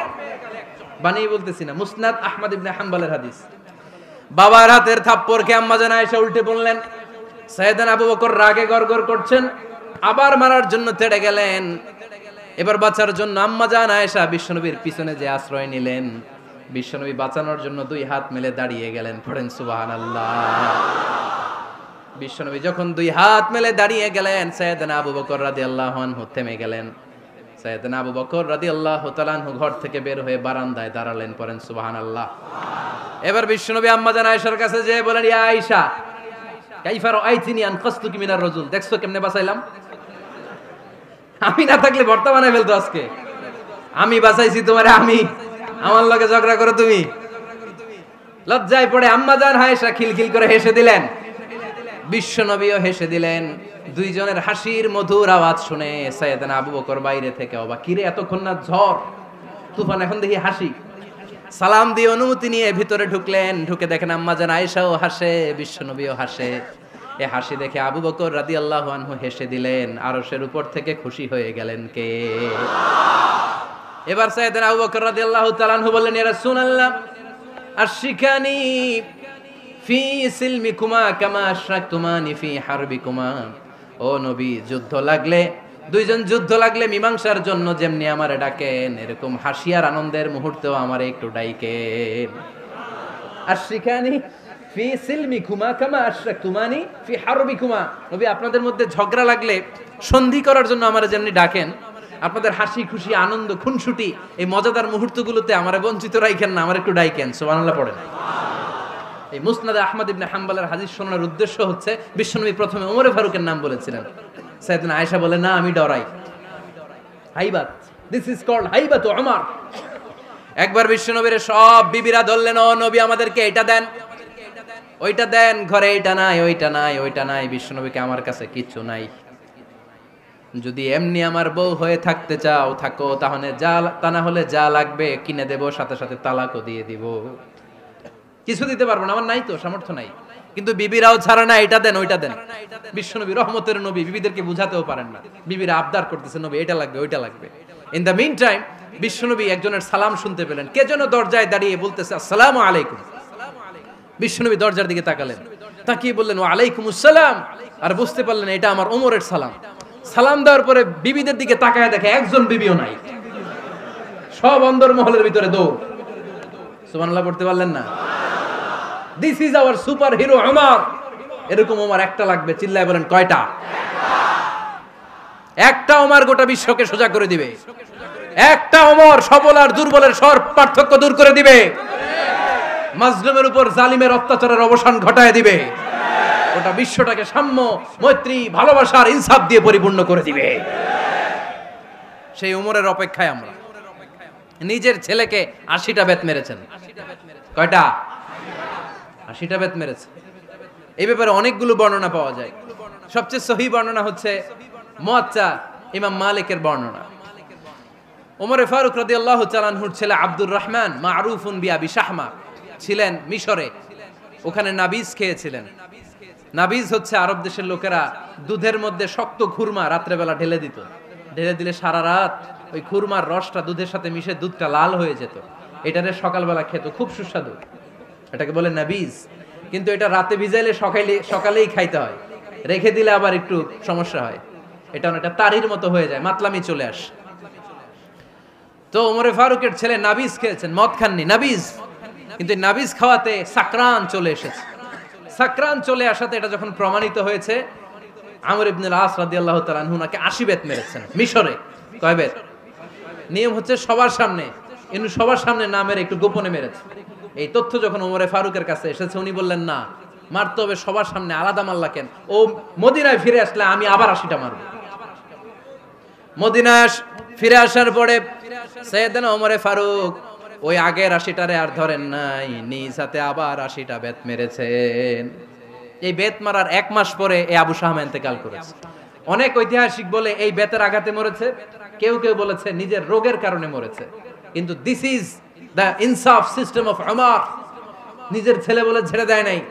এখন নিজের ছেলে হইলে 7 খুন মাফ, নেতার ছেলে হইলে 10 খুন মাফ, এলাকার মোড়লের ছেলে হইলে 10 খুন মাফ। নো পার্সিয়ালিটি ইন ইসলাম। ইসলামে পার্সিয়ালিটি নাই। আপনি নেতার ছেলে হন, আপনি বিজনেস ম্যাগনেটের ছেলে হন, আপনি যেই হন না কেন, ইসলামের দৃষ্টিতে সবাই সমান। চিল্লায় বলেন ঠিক কিনা? বানু মখজুমিয়া গোত্রের এক নারী চুরিতে ধরা পড়ল। সাহাবারা বললেন, নবী মদিনার সবচেয়ে ভেরি প্রেস্টিজিয়াস এন্ড ডিগনিফাইড ফ্যামিলির মেয়ে, আপনি হাত কাটেন না, কারণ ইসলামের নিয়ম চুরি করলে কি কেটে দাও? বিশ্বনবী বললেন, বলো কি? হাত না কাটার জন্য তোমরা আমাকে রেকমেন্ড করছো? এটা আল্লাহর আইন। পৃথিবীর কেউ রেকমেন্ড করলো শোনার ক্ষমতা আমার নাই, কারণ আইনটা দিয়েছে কে? আল্লাহ। লাউ কানাত ফাতিমাতু বিনতি মুহাম্মাদিন সারাকাত লাকাতা মুহাম্মাদুন ইয়াদাহা। আরে বনু মাকসুমিয়া মেয়ে তো দূরের কথা, আমার কলিজার টুকরা ফাতেমাও যদি আজ চুরিতে ধরা পড়তো, তার হাত কেটে দিতে আমি 1 মিনিটও দেরি করতাম না। দিস ইজ ইসলাম। এই হচ্ছে ওমরে ফারুকের মানাকিব। এরকম ওমরে ফারুক কয়টা লাগবে? আওয়াজ করে বলতে হবে, কয়টা লাগবে? একটা লাগবে। এই সাইয়েদনা ওমরে ফারুক মদিনার প্রথম চিফ জাস্টিস ছিলেন।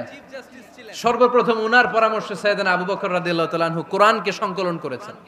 আমরা এই যে কোরআন পড়ি 30 পারা, এমদাদিয়া লাইব্রেরির 114টা সূরা, কত সুন্দর সন্নিবেশ করা হয়েছে, এখানে সাজানো হয়েছে। আল্লাহর হাবিব সাল্লাল্লাহু আলাইহি ওয়াসাল্লামের সময় কি এরকম কোরআন ছিল নাকি? ছিল না। খেজুর পাতার মধ্যে, গাছের বাকলের মধ্যে, ওটের বড় হাড্ডির মধ্যে আর পাথরের মধ্যে খোদাই করা কোরআন ছিল। সাইয়েদনা আবু বকরের সময় রাদিয়াল্লাহু তাআলা আনহুর সময় যুদ্ধ হলো, 70 জন হাফেজ সাহাবী ইন্তেকাল করলেন। সাইয়েদনা আবু বকর রাদিয়াল্লাহু তাআলা আনহুকে ডেকে ওমরে ফারুক বললেন, ও আবু বকর, এইভাবে হাফেজে কোরআন সাহাবীরা যদি দুনিয়া থেকে বিদায় হয়ে যায়, আল্লাহর কোরআনও তো বিদায় হয়ে যাবে। আমার পরামর্শ হলো আপনি সব বয়োজ্যেষ্ঠ সাহাবীদেরকে একসাথে করে কোরআনের সব কাগজগুলোকে একসাথে করে একটা নির্ধারিত কপির মধ্যে কোরআনকে সংকলন করে ফেলেন। সাইয়েদনা আবু বকর বললেন, যেটা আমার নবী করেন এটা আমি কেমনে করি? কিন্তু ওমরে ফারুক নাছরবান্দা বলে না, এটা করলে কোনো খারাপ হবে না, ভালোই হবে। মুসলিম উম্মার জন্য এক জায়গায় কোরআন সন্নিবেশিত থাকবে, আপনি করেন। সাইয়েদনা আবু বকর রাজি হয় না, ওমরে ফারুকও ছাড়ে না। ওমরে ফারুক বলতে বলতে বলতে বলতে এমন ভাবে সাইয়েদনা আবু বকর রাদিয়াল্লাহু তাআলা আনহুকে ধরলেন, সব শেষে সাইয়েদনা আবু বকর ওমরে ফারুকের কথায় কোরআন সংকলনে রাজি হয়ে গেলেন। পড়েন সুবহানাল্লাহ। উনি বললেন, ওমর যখন আমাকে বারবার বুঝাতে লাগলো, আল্লাহ তাআলা আমার হৃদয়টা ওমরের কথা শোনার জন্য খুলে দিলেন। আল্লাহ তাআলা কেমন যেন আমাকে ইলহাম করলেন, আবু বকর করো, এই কাজের মধ্য দিয়ে আমি আমার কোরআনকে গোটা বিশ্বে জীবিত রেখে দেব। This is Umar. এই যে আমরা হিজরি সনের যে আমরা গণনা করি, এই হিজরি সনের প্রবর্তক হচ্ছে সাইয়েদনা ওমরে ফারুক। সুবহানাল্লাহ নাই? আপনাদের মনোযোগ আছে না গেছে? কই ঘুমায় গেলেন মনে হয়? তাকবীর দেন তো একজন আওয়াজ করে।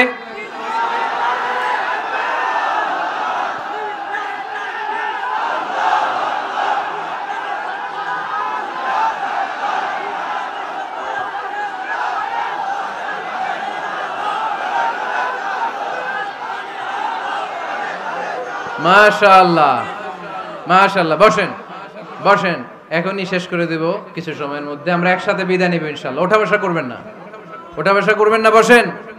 সাইয়েদনা ওমরে ফারুক এই হিজরি সনের গণনা শুরু করেছেন। সাহাবারা বলল, আমিরুল মুমিনিন, খ্রিস্টানদের ঈসাই সন আছে, আমাদের মুসলমানদের কোনো সন নাই।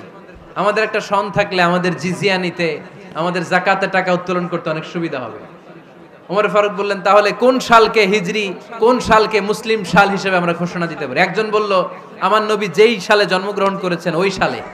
ওমরে ফারুক বললেন না, আমার নবীর জন্ম আমাদের জন্য খুশির দিন, কিন্তু এটা আমাদের জন্য প্রেরণা নয়, প্রেরণা নবীর কাজে, ঠিক কিনা? আরো কিছু সাহাবারা বলল, তাহলে যেই সালে আমার নবী ইন্তেকাল করেছে ওইটারে প্রথম সাল ধরেন। ওমরে ফারুক বললেন না, যেদিন তিনি ইন্তেকাল করেছেন এটা আমাদের দুঃখের দিন, এটা আমাদের প্রেরণা নয়, আমাদের প্রেরণা হচ্ছে বিশ্বনবীর ত্যাগ তিতিক্ষা আর কাজের মধ্য দিয়ে। জোরে কোন ঠিক কিনা? ওমরে ফারুক বললেন, যেদিন বিশ্বনবী ইসলাম রক্ষায় নিজের মাতৃভূমি ছেড়ে মক্কা থেকে মদিনায় গিয়েছেন, ওই দিনটাকে হিজরি প্রথম দিন ধরে আমরা হিজরি সাল গণনা করে শুরু করে দেব, ওইটাই হচ্ছে হিজরি সন।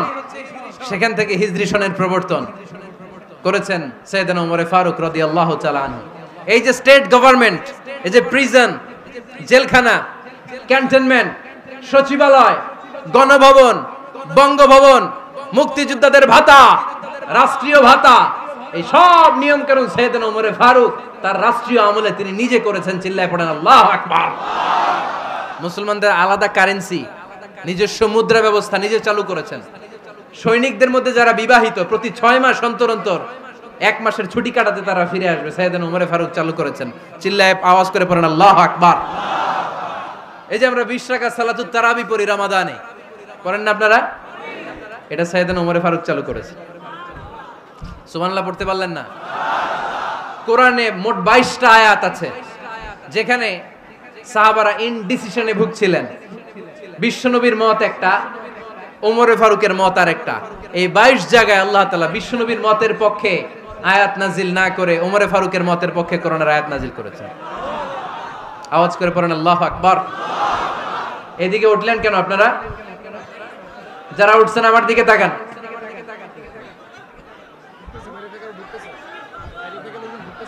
কিছু ভিতরে ঢুকতেছে, কিছু বাইরে দিছে না?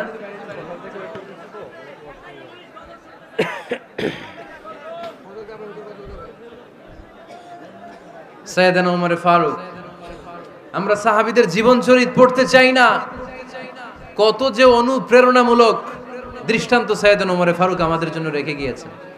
ওমর ফারুক যখন খলিফা, দিনের বেলায় যদি রাষ্ট্রে কোনো নিয়ম জারি করতেন, দিনের বেলায় জনগণকে কোনো বিষয়ে যদি নিষেধ করতেন, রাত্রে বেলায় খাওয়ার সময় ফ্যামিলি মেম্বারদের সবাইকে বলতেন, এই দিনের বেলা আমি জনগণকে এই কাজ করতে নিষেধ করেছি, তোমরা আমার ফ্যামিলি মেম্বার, খবরদার তোমরা এই কাজ করো না।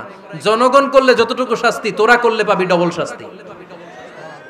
সুবহানাল্লাহ কইবেন না? আমাদের নেতারা ওই বাড়ির বিচার করে, ওই বাড়ির মাইয়ার বিচার, ওই বাড়ির পোলার বিচার, নিজের পোলা গাঞ্জা টানে, আছে না নাই? নিজের মেয়ে অপরাধ করে, আছে না নাই? কি নেতা ছিলেন ওমর ফারুক! আগে নিজের ঘর সামলিয়েছেন, আগে নিজেকে সামলিয়েছেন, নিজের ঘর ঠিক করেছেন। বলেছেন জনগণ করলে যত বেদ, তোরা করলে double Veda. This is call leader, ঠিক কি না? এক বাবা এসে বললেন, ওমর ফারুক আমার ছেলে কথা শোনে না, বেয়াদব। ওমর ফারুক ছেলেরে ডাকলেন, বাবা তুমি তোমার আব্বাজানের কথা শোনো না, এটা তো কবিরা গুনাহ।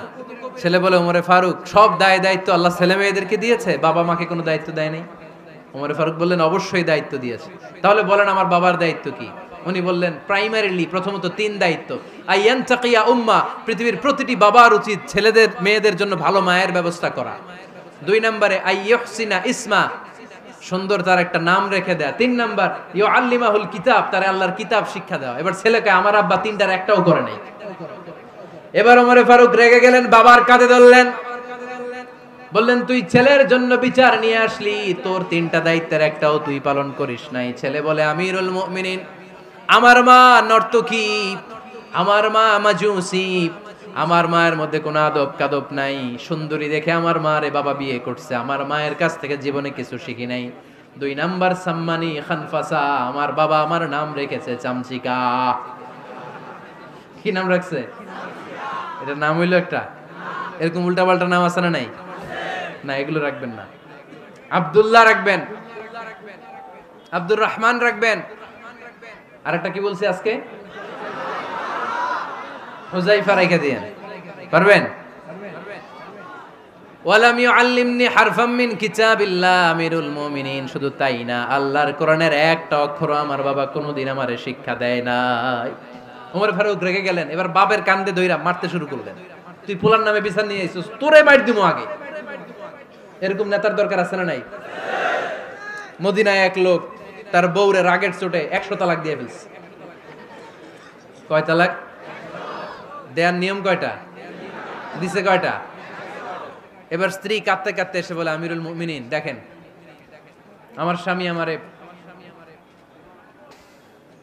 রেগে মেগে 100 তালাক দিছে। ওমর ফারুক বললেন, দইরা নিয়ে এটারে। নিয়ে আসা হলো। ওমর ফারুক বললেন, কয়টা তালাক দিয়েছো? কয় 100টা। কেন দিছো? কয় মাথা গরম আছিল। এরকম আছে না?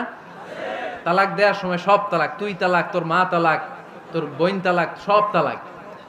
তালাক দিবে ওয়াইফ রে, দিতেছে সবাই রে। তো ওমর ফারুক বললেন, দিবে 3টা, 100টা দিলা কেন? কয় মেজাজ গরম ছিল।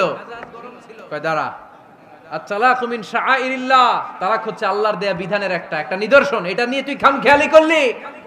আমার রায় শোন, আমার রায় হচ্ছে 3 তালাকে তোর বউ তালাক, বাকি 97 তালাক তোর পিঠের উপরে পড়বে। এরকম বিচারের দরকার আছে না নাই? এরকম দৃষ্টান্তমূলক বিচার যদি বাংলার জমিনে দেয়া হতো, আর কোন নারী ধর্ষিতা হতো? আর কোন নারীকে অ্যাসিড মারা হতো? আর কোন নারী যৌতুকের জন্য কান্না করতো? একটা আমল লাগবে, বেশি না। কয়টা লাগবে? তিনি গভর্নর সিস্টেম চালু করেছিলেন। Governor system, Islamic state. Bahrain, Yemen, মিসর, কুফা, বসরা, মক্কা, মদিনা, এই 7 জায়গায় 7 জন গভর্নর পাঠিয়েছেন। তাদের থেকে তথ্য নিতেন। এই গভর্নর সিস্টেম উনি বানিয়েছেন। সাইয়েদনা আমর ইবনে আল-আস রাদিয়াল্লাহু তাআলা আনহুকে পাঠিয়েছেন মিশরে। মিশরে একটা দৌড় প্রতিযোগিতা হতো। ওই দৌড় প্রতিযোগিতায় আমর ইবনে আল-আস রাদিয়াল্লাহু তাআলা আনহুর ছেলে অংশগ্রহণ করেছে। কিন্তু এক মিশরি ওই দৌড় প্রতিযোগিতায় চ্যাম্পিয়ন হয়ে গেছে। রানার্স আপ হয়েছে আমর ইবনে আল-আসের ছেলে। এবার মিশরি ফার্স্ট আর গভর্নরের ছেলে সেকেন্ড। রাগের চোটে আমর ইবনে আল-আসের ছেলে ওই মিশরির মাথার মধ্যে কয়েকটা বাড়ি মেরেছে। মিশরি বলে, আমার মারলা কেন? তুমি খেলায় পারো না, আমারে মারলা কেন? কয়, আনা ইবনুল আকরামিন, আমি গভর্নরের পোলা, আমি যা বলবো এটাই হবে, আমার উপরে কথা নাই। মিশরি ওইখানে আর ঝগড়া বাঁধায় নাই, মনে দুঃখ নিয়ে মদিনায় চলে আসলেন। এসে বললেন, আমিরুল মুমিনিন, আপনি আমর ইবনুল আস রাদিয়াল্লাহু তাআলা আনহুকে মিশরের গভর্নর বানিয়ে পাঠিয়েছেন। একটা প্রতিযোগিতায় আমি চ্যাম্পিয়ন হয়েছি, ওনার ছেলে হয়েছে রানার আপ। কেন সে চ্যাম্পিয়ন হতে পারে নাই? এই কারণে আমার মাথায় লাঠি দিয়ে 3টা বাড়ি মেরে। বিচারটা দিছে কার দরবারে? কথা বুঝেন নাই বোধহয়? ওমর ফারুকের দরবার। ওমর ফারুক বললেন, তাই আগামী বছরের অমুক তারিখ আমি সব গভর্নরদেরকে ডেকে হিসাব নেই, তো ওই দিন তুই থাকবি, পারবি না? মিশরে বলে, পারবো মানে অবশ্যই পারবো। ওই দিন 7 রাজ্য থেকে 7 গভর্নর হাজির, গভর্নরদের ছেলেরাও হাজির, মিশরীয় হাজির। 7 গভর্নরের কাছ থেকে 7 এলাকার খোঁজ খবর নেয়ার পরে ওমরে ফারুক বললেন, আইনাল মিসরি, মিশরি লোকটা কই, এদিকে আয়। মিশরি সামনে আসার পরে বলল, আমর ইবনুল আস, তুমি মিশরের গভর্নর, তোমার ছেলে সহ তুমি আসো। আমর ইবনুল আস এসে সামনে বসে রইলেন। এবার বললেন, ও আমর ইবনুল আসের ছেলে, তুমি নাকি ইবনুল আকরামিন গভর্নরের ছেলে, তুমি যা বলবা মিশরে নাকি তাই হবে, তোমার নাকি অনেক দাপট। নিজে একটা লাঠি এনে মিশরীর হাতে দিয়ে বলল, এবার তোর মাথায় যতটা মারছে তুই ততটা গুনে গুনে মার, আমি দেখবো। আমর ইবনুল আস দেখবে, আমর ইবনুল আসের ছেলেরে তুই এখানে মার। সে বলতেছে, থাক, আপনি বলছেন এতেই যথেষ্ট, মারা লাগবে না, আমি মাফ করে দিলাম। ওমরে ফারুক বলল, খবরদার, মার, মার ওর মাথার মধ্যে। মিশরি ওমরে ফারুকের ধমক শুনে ভয়ে ভয়ে 3টা বাড়ি মারল। এই বাড়ি মারা দেখেও ওমরে ফারুকের হৃদয় ঠান্ডা হয় নাই। লজ্জায় আমর ইবনুল আস, বয়স হয়ে গিয়েছে, সাহাবা, মাথা তখন টাক, মাথায় চুল নাই, লজ্জায় মাথাটা হেট হয়ে মাথাটা নিচু করে রেখেছে। এবার রাগের চোটে ওমরে ফারুক বললেন, এবার আমর ইবনুল আসের টাক মাথার মধ্যে একটা মার, মার। কেন ছেলেকে শিক্ষা দিতে পারে নাই? ইয়া আমর ইবনুল আস, মাতা জাআলতুমুন নাস আবিদা, তোমরা কখন মিশরীদেরকে নিজেদের দাস বানায় নিলা? ওয়াকাদ ওয়ালাদাতুম উম্মুহুম আহরারা, আর ওদের মায়েরা তো ওদেরকে স্বাধীন সন্তান হিসেবে প্রসব করেছে। মানুষদের উপর ক্ষমতাগিরি করার জন্য গভর্নর পাঠাই নাই। খবরদার, জনগণ, তাদেরকে দেখভাল করার জন্য তোমাদেরকে পাঠানো হয়েছে, তাদের উপর কোনো অত্যাচার করার জন্য নয়। চিল্লায় বলেন ঠিক কিনা? এরকম নেতা কয়টা লাগবে? কয়টা? ওই নেতার নাম কি? ওমর। হ্যাঁ হুয়া ইয়াতি ওমর। 22 জায়গায় বিশ্বনবী কয় একটা, ওমরে ফারুক বলে আরেকটা। আল্লাহ বলে বিশ্বনবী আপনার পক্ষে আমি আয়াত নাজিল করতে পারলাম না, আমি ওমরের পক্ষে নাজিল করে দিলাম। বিশ্বনবী বলতেন ইন্নালি কুল্লি উম্মাতিন মুহাদ্দাস, সব উম্মতের মধ্যে, সব নবীর উম্মতের মধ্য থেকে একজন করে আল্লাহ তাকে মুহাদ্দিস বানাতো। মুহাদ্দিস না মুহাদ্দাস। মুহাদ্দাস মানে এমন লোক যিনি যা ভাবতো ওই ভাবনাটাই আল্লাহ আয়াত হিসেবে নাজিল করে দিতেন। বিশ্বনবী বলেন আমার উম্মতের মধ্যে মুহাদ্দাস হচ্ছে সাইয়েদনা ওমর।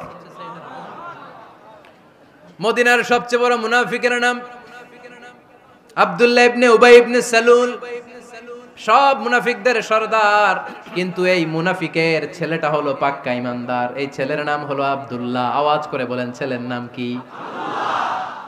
আব্দুল্লাহ ইবনে উবাই ইবনে সালুল মুনাফিক সরদার যখন ইন্তেকাল করলো, সাইয়েদনা আব্দুল্লাহ রাদিয়াল্লাহু তাআলা আনহু বিশ্বনবীর কাছে এসে চোখের পানি ছেড়ে ডেকে বলে নবী আপনিও জানেন আমিও জানি, মদিনার সবাই জানে আমার আব্বা মুনাফিকদের সরদার, কিন্তু আমার মন তো মানে না, আমার তো পিতা, আমার তো বাবা লাগে, আমার তো মন মানে না। আপনিও জানেন মুনাফিক, আমিও জানি মুনাফিক। নবী আপনার দরবারে কিছু আমি চাই না, আপনার গায়ের একটা জামা দেন, আপনার জামাটা পরিয়ে আমার বাবারে দাফন দিব। এর উসিলায় যদি আমার আব্বারে আল্লাহ মাফ করে দেয়, দয়ার নবী মায়ের নবী জামা খুলে দিয়ে দিলেন। পড়েন সুবহানাল্লাহ। আব্দুল্লাহ রাদিয়াল্লাহু তাআলা আবার আবদার চললেন নবী জানি আমার বাবা মুনাফিক, কিন্তু আমার তো বাবা, আপনার দরবারে ফরিয়াদ, আপনি নিজে যে আমার বাবার জানাজার নামাজের ইমামতি করবেন। দয়ার নবী মায়ার নবী জানাজার নামাজে যেতে চাইলেন। ওমরে ফারুক বললেন নবী না, খবরদার আপনি উবাই ইবনে সালুলের জানাজায় যাবেন না। বিশ্বনবী জোর করে যেতে চাইলেন। সাইয়েদনা ওমরে ফারুক বিশ্বনবীর জামা পেছন থেকে টেনে ধরলেন। আল্লাহু আকবার। টেনে ধরলেন, যাবেন না আপনি। ওমরে ফারুকের হাত থেকে হ্যাচকা টান মেরে জুব্বা টান দিয়ে বিশ্বনবী জানাজায় চলে গেলেন। রব্বুল আলামিন আয়াত নাজিল করলেন ইস্তাগফির লাহুম আও লা তাস্তাগফির লাহুম ওয়া ইন তাস্তাগফির লাহুম ৭০ মাররাতান ফালান ইয়াগফিরাল্লাহু লাহুম। নবী গো, একবার নয় দুইবার নয় ৭০ বারও যদি এই মুনাফিকের জন্য আপনি ক্ষমা চান, তার জন্য ক্ষমা নাই, তার জন্য আছে জাহান্নাম। ওয়ালা তাকুম, আপনি যাবেন না আলা কবরি, কখনো তাদের জানাজায় যাবেন না। এই যে একটা ভুল করে ফেলছেন, এটা এইবারই শেষ, এরপরে আর যাবেন না। সাইয়েদনা ওমরে ফারুকের পক্ষে আল্লাহ তাআলা কোরআনের আয়াত নাজিল করে দিলেন। চিল্লায় পড়েন আল্লাহু আকবার। এভাবে 22টা জায়গায় ওমরে ফারুক যা বলেছে এটা নিয়ে একটা আলাদা আলোচনা হইতে হবে, আলাদা একটা আলোচনা লাগবে যে 22টা আয়াতে আল্লাহ তাআলা বিশ্বনবীর পক্ষে কোরআনের আয়াত নাজিল না করে সাইয়েদনা ওমরে ফারুকের পক্ষে আয়াত নাজিল করেছেন। চিল্লায় পড়েন সুবহানাল্লাহ। ওই ওমরে ফারুককে আমাদের মডেল বানানোর দরকার আছে না নাই? ওই ওমরে ফারুকের জীবনী আমাদের ছেলে মেয়েদেরকে পড়ানোর দরকার আছে না নাই? আমাদের ভবিষ্যৎ প্রজন্ম এগুলো জানে না। ওরা সালমান খান দেখে বড় হয়, ওরা শাহরুখ খান দেখে বড় হয়, ওরা ঋত্বিক রোশনকে দেখে বড় হয়, ওরা মনে করে যে এরাই বড় সুপার হিরো। আমাদের যে কত বড় সুপার হিরো আছে এরা জানেই না। নতুন প্রজন্মের কর্ণকোহরে সাইয়েদনা ওমরে ফারুকের ইতিহাস পৌঁছে দেওয়ার দরকার আছে না নাই? ওমরে ফারুকের ইন্তেকালের ঘটনাটা বলেই আমরা মুনাজাতের দিকে যাব। শুনবেন? শুনতে চান? উনি স্বপ্নে দেখলেন একটা লাল মোরগ ওনাকে 3টা ঠোকর মেরেছে। কয়টা? উনি জুমার নামাজে, জিলহজ মাসের শেষ সপ্তাহে জুমার নামাজে বললেন যে একটা লাল মোরগ 3টা ঠোকর মেরেছে। মুগীরা ইবনে শুবা রাদিয়াল্লাহু তাআলা আনহুর দাস আবু লুলু আল মাজুসি, এই লোকটা খঞ্জর বানাতে পারতো। মুগীরা রাদিয়াল্লাহু তাআলা আনহুর দাস। মুগীরা প্রতিদিন 4 দিরহাম করে চার্জ করতো, যেহেতু দাস। সে এসে বিচার দিল, আমিরুল মুমিনিন মুগীরা আমার থেকে বেশি টাকা চায়, জুলুম করে। ওমরে ফারুক বললেন তাই? তুমি কি কাজ জানো? বলে আমি খঞ্জর বানাতে জানি। বাড়ি কই? পারস্য। আরে তুমি খঞ্জর বানাতে জানলে তো 4 দিরহাম অনেক কম, সে তো আরো বেশি টাকা নেওয়া দরকার ছিল তোমার থেকে। আবু লুলুর এই কথা পছন্দ হয় নাই। সে কয় ওমর তুমি সবারে দয়া দেখাও আর আমার ক্ষেত্রে কঠিন নিয়ম বানাইলা, দাঁড়াও এই নিয়ম তোমারে আমি দেখাবো। এই রাগে সে বাড়িতে যে একটা খঞ্জর বানালো। কি বানালো? খঞ্জর চিনেন? ছোট্ট ছুরি। কিছুদিন আগে ওমানের সুলতান কাবুস ইন্তেকাল করেছে, জানেন আপনারা? ওনার এই কোমরের মধ্যে খঞ্জর থাকতো, ছবিতে দেখছেন? আরব শায়েখ যারা সুলতান আমির, কোমরে কি থাকে? ছোরা থাকে, খঞ্জর। সে বাসায় যে একটা খঞ্জর বানালো, যেই খঞ্জরের দুই মাথা, লাহু রাসান ওয়া মাকবাদাতুহু ফি ওয়াসাতি, আর ধরার হ্যান্ডেলটা মাঝখানে, এদিকেও ছুরি এদিকেও ছুরি, যাতে এইভাবে মারা যায়। সে ধার দিতে লাগলো আর বলল, ওমর দাঁড়াও, তোমারে আমি দেখাবো। ওমরে ফারুক মসজিদে নববীর ইমাম, ফজরের নামাজের সময় এ আবু লুলু আল মাজুসি বুরনুস পরে, চাদর পরে, লুকিয়ে লুকিয়ে, সে অগ্নি উপাসক, মুমিন নয়, ওমরে ফারুককে অ্যাটাক করার জন্য গেলেন মসজিদে নববীতে। ওয়াকানু ইউসাল্লুনা বিগালাস, তখন ওনারা অন্ধকারে নামাজ পড়তো। নামাজের সময় যখন হলো, লুকিয়ে লুকিয়ে প্রথম কাতারে ওমরে ফারুকের পিছনে মুয়াজ্জিনের পাশেই দাঁড়ালেন, হাতে খঞ্জর, একামত হলো। ওমরে ফারুক সালাত শুরু করলেন, ফজরের সালাত, আল্লাহু আকবার, নামাজ শুরু করলেন, সূরা ফাতিহা বললেন। আরেকটা সূরা যখন পড়তে যাবেন, in the meantime Abu Lulu এই খঞ্জর নিয়ে ওমরে ফারুকের বুকের মধ্যে 3টা স্টেবিং করলেন। একটা মারলেন নাভির নিচে, মারার সাথে সাথে পাকস্থলী কেটে গেল। আরেকটা মারলেন পাজরে, পাজর ছিঁড়ে গেল। 3টা মারার পরে ওমরে ফারুক বললেন, কাতালানি আল কাল, এক কুকুর আমাকে মেরে ফেলেছে। পেছন থেকে এক সাহাবীকে টান মেরে সামনের দিকে নিয়ে গেলেন, তুমি নামাজের ইমামতি করাও। আর ওমরে ফারুককে বাকিরা ধরাধরি করে পেছনে নিতে আরম্ভ করলেন।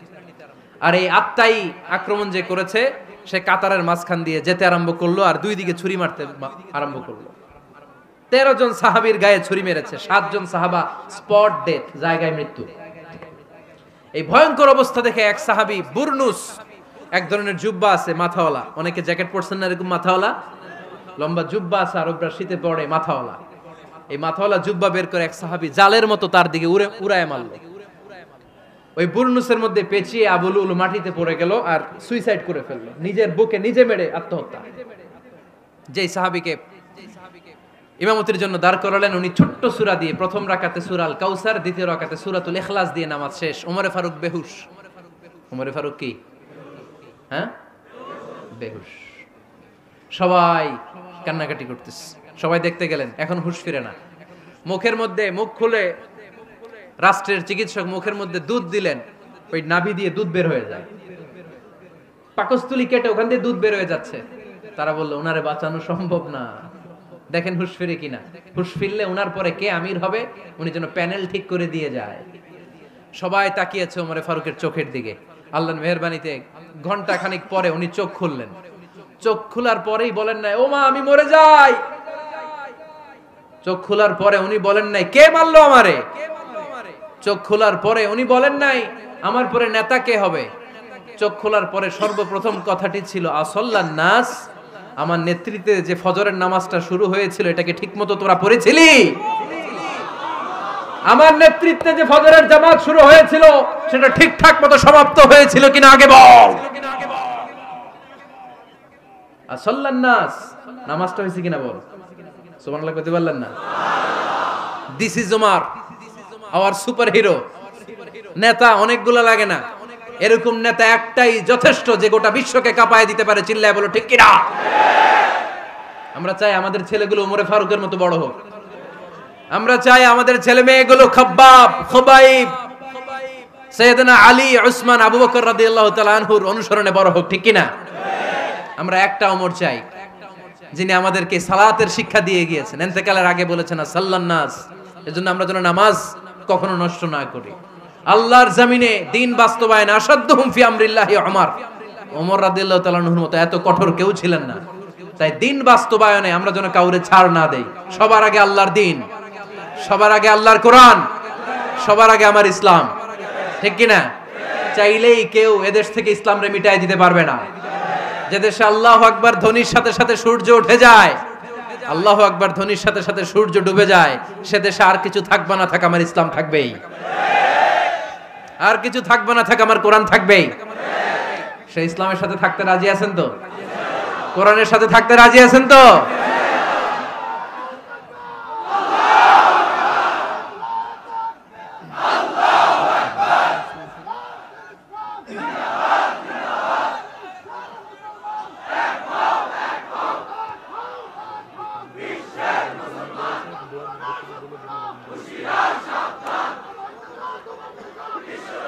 আল্লাহ আমাদের সবাইকে কবুল আর মঞ্জুর করে নেক, আমরা পড়ি আমিন।